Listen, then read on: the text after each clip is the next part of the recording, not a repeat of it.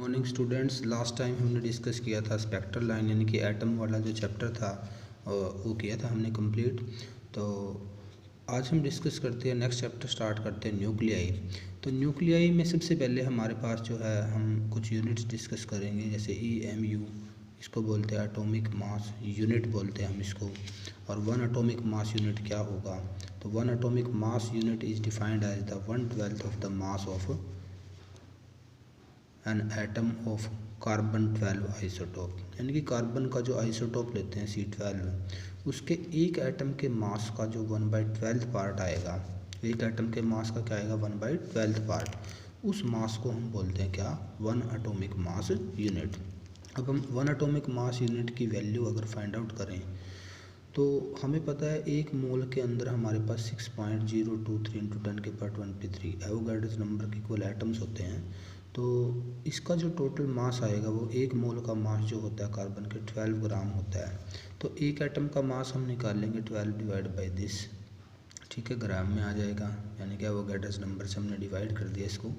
और एक atomic mass unit अगर निकालना है तो एक एटम के मास का 1/12 करना है हमें। तो 1/12 ये हो गया, यहाँ मास ऑफ वन एटम आ जाएगा, तो 12 से 12 कैंसिल। तो इसको हमें सोल्व करना है, ये हमारे पास बचेगा 1.66 × 10⁻24 ग्राम। ग्राम से किलोग्राम बनाने हैं तो यहाँ 10⁻27 आ जाएगा। तो इसके बाद हमारे पास जो है, जैसे मास ऑफ इलेक्ट्रॉन अगर हम कंसीडर करें तो मास ऑफ इलेक्ट्रॉन होता है 0.00, मीनिंग 3 जीरो लगानी है हमें, फिर 5 यूनिट आ जाएगा, unit meaning atomic mass unit. और मास ऑफ न्यूट्रॉन जो है, जिसको मैंने MN से राइट किया है, ये मास ऑफ न्यूट्रॉन हमारे पास आएगा 1.0086 यूनिट। और मास ऑफ प्रोटॉन थोड़ा सा इससे कम होता है न्यूट्रॉन के मास से, यहाँ 86 है, यहाँ हमारा 73 होता है, यानी कि 1.0073 यूनिट हो जाएगा। तो हाइड्रोजन एटम का अगर हम मास निकालें तो हाइड्रोजन एटम का जो मास हमारे पास आता है mass of electron plus mass of proton, क्योंकि हाइड्रोजन एटम के अंदर एक इलेक्ट्रॉन है और एक प्रोटॉन है, तो दोनों का मास मिला करके हमारे पास ये आ जाएगा 1.0078 एटॉमिक मास यूनिट। तो इसके बाद हमारे पास 1 इलेक्ट्रॉन वोल्ट, हम पहले भी डिस्कस कर चुके हैं 1 इलेक्ट्रॉन वोल्ट को, क्योंकि फोटो इलेक्ट्रिक इफेक्ट में भी हमने ये यूज किया था वर्क फंक्शन की यूनिट की फॉर्म में। तो 1 electron volt is the energy gain by an electron when accelerated through a potential difference of 1 volt, यानी कि एक इलेक्ट्रॉन को अगर हम एक्सेलरेट करवाते हैं कितने पोटेंशियल डिफरेंस के अंदर, 1 वोल्ट के पोटेंशियल डिफरेंस के अंदर, तो जितनी एनर्जी वो गेन करेगा that amount of energy is known as 1 electron volt energy. तो ई की वैल्यू पुट करनी है, चार्ज ऑन इलेक्ट्रॉन 1.602 या 1.6 × 10⁻19 कूलम, और 1 वोल्ट, कूलम इंटू वोल्ट होता है जूल, तो ये हो जाएगा 1.602 × 10⁻19 जूल। तो ऐसे हम कुछ बड़ी यूनिट्स भी यहाँ पर यूज करेंगे, जैसे हमारे पास आता है मेगा इलेक्ट्रॉन वोल्ट जो है, वो भी हमारे पास यूनिट होती है।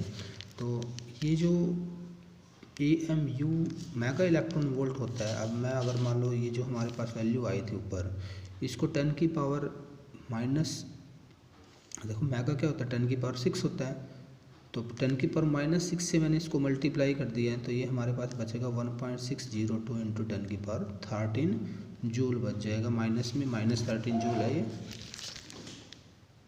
अब नेक्स्ट जो हमारे पास है, अगर हमें 1 एटॉमिक मास यूनिट को मेगा इलेक्ट्रॉन वोल्ट के टर्म में राइट करना है, रिलेशन फाइंड आउट करना है, तो हमें पता है E=mc²। आइंस्टाइन ने हमें एनर्जी इक्विवेलेंस रिलेशन दिया था, मास एनर्जी इक्विवेलेंस, और m को हम 1 एटॉमिक मास यूनिट ले लेते हैं, और c जो है वो वेलोसिटी ऑफ लाइट है। तो एनर्जी की जो वैल्यू आएगी, देखो 1 एटॉमिक मास यूनिट की वैल्यू हमारे पास 1.66 × 10⁻⁻27 होती है, और ये हमारी c की वैल्यू है, स्केयर है तो स्केयर कर दिया। तो इसको सोल्व करने के बाद हमारे पास ये इक्वेशन आती है, यानी ये वैल्यू आती है 1.49 × 10⁻13 जूल। और जूल को मेगा इलेक्ट्रॉन वोल्ट में कन्वर्ट करना है, तो इससे हम डिवाइड कर देंगे 1.6 × 10⁻13 से। तो ये हमारे पास 10 नहीं है, ये यहाँ पर हमारे पास आती है, यहाँ पर 13 नहीं है, ये हमारे पास 10 आती है, -10।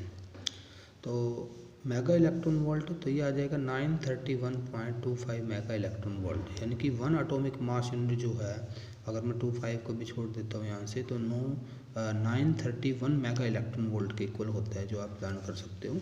तो मेगा इलेक्ट्रॉन वोल्ट में हम जो न्यूक्लियस के अंदर जो पार्टिकल्स हैं उनकी एनर्जी सपोज करके चलेंगे, यानी कि न्यूक्लियॉन्स की एनर्जी मेगा इलेक्ट्रॉन वोल्ट में लेके चलेंगे।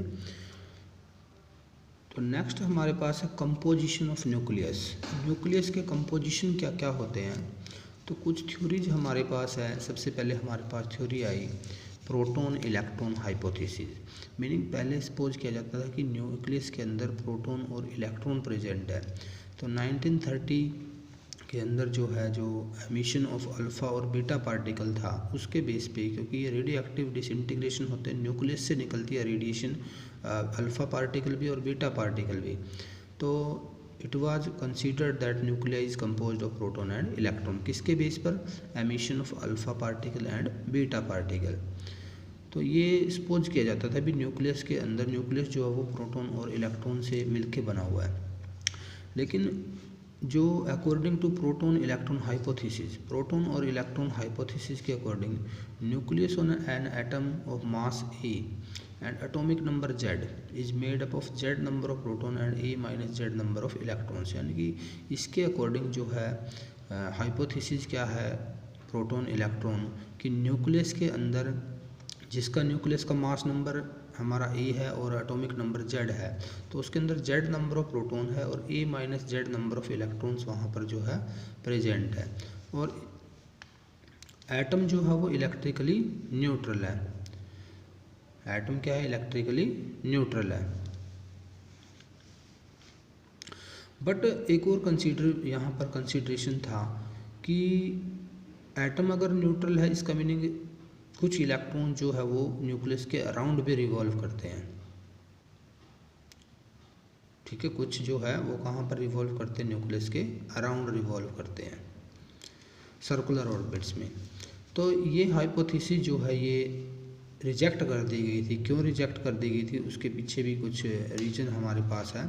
तो according to de Broglie Heisenberg uncertainty principle, जो डी ब्रोगली और हैजनबर्ग का जो अनसर्टेनिटी प्रिंसिपल था, उसके according inside the nucleus electron should possess energy of 20 mega electron volt to 200 mega electron volt, यानी कि डी ब्रोगली और हैजनबर्ग के अकॉर्डिंग अगर इलेक्ट्रॉन न्यूक्लियस के अंदर है तो उसकी एनर्जी 20 मेगा इलेक्ट्रॉन वोल्ट से लेके 200 मेगा इलेक्ट्रॉन वोल्ट होनी चाहिए। बट बीटा डीके जब हुआ, बीटा डीके में जो इलेक्ट्रॉन की एनर्जी मेजर की गई वो 2 से लेके 3 मेगा इलेक्ट्रॉन वोल्ट थी। तो कि ये एग्जिस्टेंस ऑफ इलेक्ट्रॉन जो होते हैं इनसाइड द न्यूक्लियस उसको जस्टिफाई नहीं करती है। तो बड़ा इम्पोर्टेंट कंसेप्ट था ये कि ये हाइपोथेसिस जो है फेल हो गई थी। किसके बेस पे, फर्स्ट एनर्जी के बेस पे इसको जो है रिजेक्ट कर दिया गया था। सेकंड पॉइंट जो आया nuclear spin and angular momentum rule out the possibility of existence of electron inside the nucleus, यानी कि जो स्पिन एंगुलर मोमेंटम था, न्यूक्लियर स्पिन और एंगुलर मोमेंटम जो था इलेक्ट्रॉन का और न्यूक्लियस का, वो क्या था, डिफरेंट था, जिसके बेस पे जो है इसको क्या कर दिया गया था, रिजेक्ट कर दिया गया था। और थर्ड वन है the presence of few electrons inside the nucleus and in outer orbit, mean कुछ इलेक्ट्रॉन तो न्यूक्लियस के अंदर है और कुछ इलेक्ट्रॉन के बाहर, इसके ऑर्बिट जो है न्यूक्लियस के बाहर ऑर्बिट के अंदर रिवॉल्व कर रहे हैं। तो ये क्या शो करता है, शो ड्यूल रोल, ये ड्यूल है यहाँ पर, dual role of electrons in structure of an atom, यानी कि इलेक्ट्रॉन की स्ट्रक्चर में जो है, क्योंकि इलेक्ट्रॉन के बेस पे ही हम इसको डिफाइन करते हैं स्ट्रक्चर को, तो कुछ इलेक्ट्रॉन न्यूक्लियस के बाहर है, कुछ अंदर है, तो ये इसकी जो स्ट्रक्चर है उसको कॉम्प्लेक्स बना देते हैं, जिससे हम उसको एक्सप्लेन नहीं कर पाते हैं। तो इसलिए भी ये थ्योरी फेल हो गई थी। लास्ट जो पॉइंट था इस थ्योरी का, fourth point, the experimental value of magnetic movement of nuclei are much smaller than the magnetic movements of electrons, यानी कि न्यूक्लियस की जो मैग्नेटिक मूवमेंट की जो वैल्यू है वो एक्सपेरिमेंटली बहुत कम थी, किससे, मैग्नेटिक मूवमेंट ऑफ इलेक्ट्रॉन से। तो जब मैग्नेटिक मूवमेंट की वैल्यू न्यूक्लियस की कम है तो इलेक्ट्रॉन जो है उसके अंदर कैसे एग्जिस्ट कर सकता है। तो ये 4 जो है हमारे पास पॉइंट्स थे जिसके बेस पे जो है इलेक्ट्रॉन थ्योरी क्या हो गई थी, फेल हो गई थी। तो इसके बाद नई हाइपोथेसिस आई, प्रोटॉन न्यूट्रॉन हाइपोथेसिस। अब हम इसको स्टडी करते हैं, प्रोटॉन और न्यूट्रॉन हाइपोथेसिस। क्या नाम से ही पता लगता है, इसका मीनिंग न्यूक्लियस के अंदर या तो प्रोटॉन और न्यूट्रॉन होंगे। तो Heisenberg put forward this hypothesis after the discovery of neutron by Chadwick, क्योंकि चैडविक ने 1932 के अंदर जो है न्यूट्रॉन की इन्वेंशन की थी, और उसके बाद जैसे ही न्यूट्रॉन की इन्वेंशन हुई उसके बाद जो है हाइजेनबर्ग ने इसका यूज किया और एक नई थ्योरी जो है वो पेश की। वो क्या थी? अकॉर्डिंग टू दिस हाइपोथेसिस, यानी कि प्रोटॉन न्यूट्रॉन हाइपोथेसिस के according a nucleus of mass A, एक न्यूक्लियस जिसका मास ए और एटॉमिक नंबर क्या होता है जेड, उसके अंदर जेड नंबर ऑफ प्रोटॉन्स होते हैं और ए माइनस जेड नंबर ऑफ क्या होंगे? न्यूट्रॉन होंगे। और न्यूट्रल एक न्यूट्रल पार्टिकल है, उसके ऊपर कोई चार्ज नहीं होता। तो प्रोटॉन का मास हमें पता है, न्यूट्रॉन का मास हमें पता है, तो जो हमारा न्यूट्रॉन होता है उसका मास थोड़ा सा प्रोटॉन से ज़्यादा होता है। ठीक है, ये हमारी हाइपोथेसिस थी। बाद में जो है अब हम इसी का यूज करते हैं, प्रोटॉन और न्यूट्रॉन हाइपोथेसिस का। तो इसके बाद हमारे पास कुछ इंपॉर्टेंट पॉइंट्स आते हैं इस चैप्टर से। जैसे आपको पता, आपने पढ़े भी होंगे, एटॉमिक मास नंबर क्या होता है। तो एटॉमिक मास ये सबसे पहले हमारे पास एटॉमिक नंबर आता है। एटॉमिक नंबर क्या होता है? एटॉमिक नंबर को हम लिखते हैं जेड से, और नंबर ऑफ प्रोटॉन्स के इक्वल हम इसको मान के चलते हैं। ऐसे ही हमारे पास मास नंबर है ए से लिखते हैं number of proton plus number of neutron हमारे पास होता है। और किसी भी न्यूक्लियाई को, स्पेसिफिक न्यूक्लियाई को रिप्रेजेंट करने के लिए जिसका एटॉमिक नंबर जेड और मास नंबर कितना है ए, तो हम उसको ऐसे लिखते हैं ए, एक्स जो है एलिमेंट का सिंबल आ जाएगा, ए मास नंबर और जेड उसका एटॉमिक नंबर होता है। तो इसके बाद हमारे पास कुछ और भी छोटे छोटे पॉइंट्स गिवन है। सबसे पहले हमारे पास आता है न्यूक्लियर साइज। तो न्यूक्लियर साइज क्या होता है, यानी कि न्यूक्लियस का जो रेडियस है वो किस ऑर्डर का होगा। तो वॉल्यूम अगर हम न्यूक्लियस का देखें, वॉल्यूम जो है वो न्यूक्लियस का डायरेक्टली प्रोपोर्शनल होता है मास नंबर के। तो अगर हम स्फेरिकल मान के चलते हैं एटम को, तो 4/3, न्यूक्लियस को स्फेरिकल मान के चलते हैं तो 4/3 पाई आर की क्यूब, तो ये डायरेक्टली प्रोपोर्शनल होगा ए के। तो आर जो आएगा ये भी कांस्टेंट टर्म है, ये ए की पावर 1/3 हो जाएगी यहाँ से। तो कांस्टेंट लगाएंगे आर नोट, तो मीनिंग ये जो आर नोट है इसकी वैल्यू हमारे पास कितनी होती है? 1.2 × 10⁻⁻15 मीटर होती है, जो कि कांस्टेंट है। तो मीनिंग हम यहाँ से इस रिलेशन से जो है न्यूक्लियस का रेडियस जो है वो फाइंड आउट कर सकते हैं, किसकी वैल्यू पुट करके? ए की वैल्यू पुट करके हम जो है ये वैल्यू निकाल सकते हैं। अब न्यूक्लियर डेंसिटी की बात करते हैं।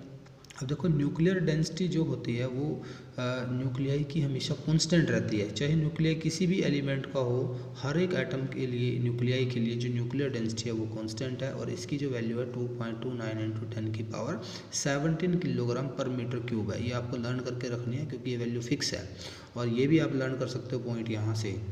इसके बाद हमारे पास एक पॉइंट और गिवन है, मास एनर्जी रिलेशन। तो आइंस्टाइन ने जो है इस्टेब्लिश किया था मास एनर्जी इक्विवेलेंस जो है E = mc²। बट इसको हम जो है अनदर फॉर्म में राइट कर सकते हैं। अगर हम ये कंसीडर करें, रेस्ट मास पार्टिकल का जो है m0 है, और रेस्ट मास एनर्जी कितनी होगी? m0 × c² होगी। तो ये रेस्ट मास एनर्जी है। तो अगर रिलेटिविस्टिक टर्म हम यहाँ पर यूज़ कर रहे हैं, तो T जो है वो काइनेटिक एनर्जी है पार्टिकल की। तो हमें पता है जब पार्टिकल मूव करेगा रिलेटिविस्टिक कंडीशन में, तो उसका मास जो आएगा वो रेस्ट मास से क्या हो जाएगा? ज़्यादा हो जाएगा। तो m जो है उसका इफेक्टिव मास है, तो mc² को हम यहाँ से राइट कर सकते हैं, this is rest mass energy और दिस इज़ काइनेटिक एनर्जी। तो मीनिंग ये हमारा रिलेशन आ जाता है। तो law of conservation of mass energy यहाँ पर क्या आएगा? According to this law, the sum of mass energy of a system of particle is the same before and after an interaction. यानी कि सम ऑफ मास एनर्जी जो है system के अंदर जो पार्टिकल्स हैं उनकी, वो क्या रहेगी?